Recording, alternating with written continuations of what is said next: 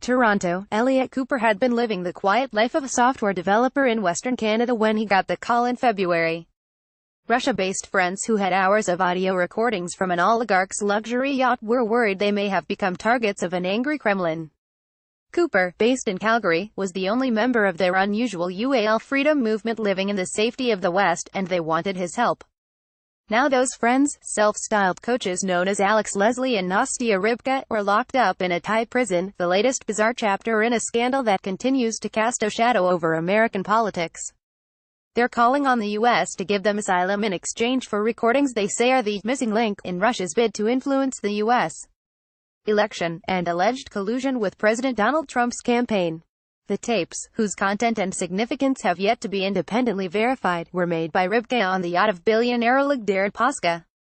She says she was his mistress and privy to numerous on-board conversations about the 2016 U.S. Cooper emailed the CIA and called the FBI hotline to offer the audio on her behalf, but says he's never heard back from either agency. American authorities are not reacting. They don't want to give them asylum, because it's the Trump administration and they have evidence against Trump, he charged in an interview Wednesday.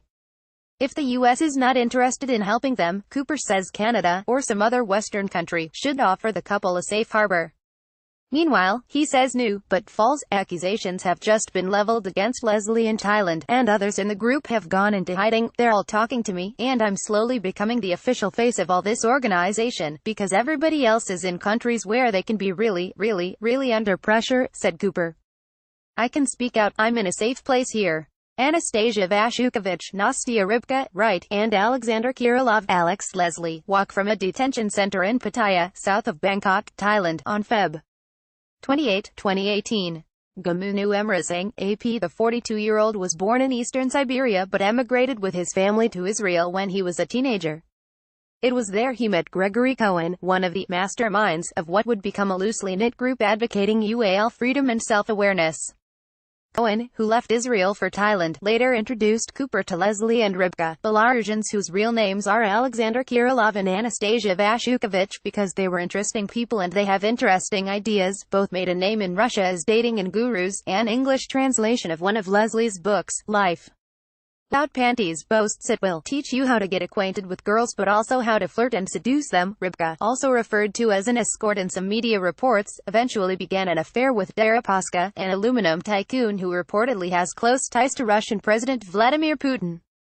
He also did business with Paul Manafort, Trump's campaign manager for part of 2016. Nastya is in the most dangerous situation on board the mega yacht Queen K. Ribka recorded what ended up as 80 gigabytes of conversation, says Cooper.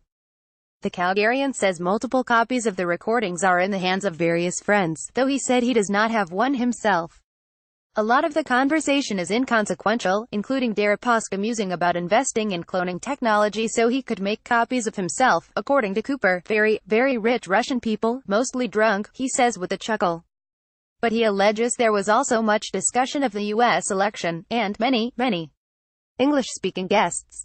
Things started getting dodgy for the Ribka and her friend after Alexei Navalny, Russia's most prominent opposition figure, posted a video taken by her on the yacht showing Deripaska talking American politics with the deputy prime minister.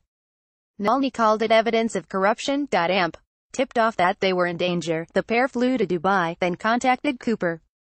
He says he was the one who first suggested they seek asylum from the Americans, but the pair eventually concluded there was little to worry about and traveled on to Thailand, where they took jobs teaching Russian speakers at a resort in Pattaya.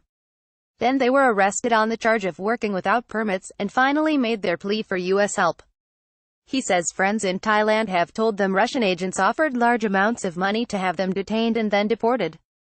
Authorities there have denied any Russian involvement.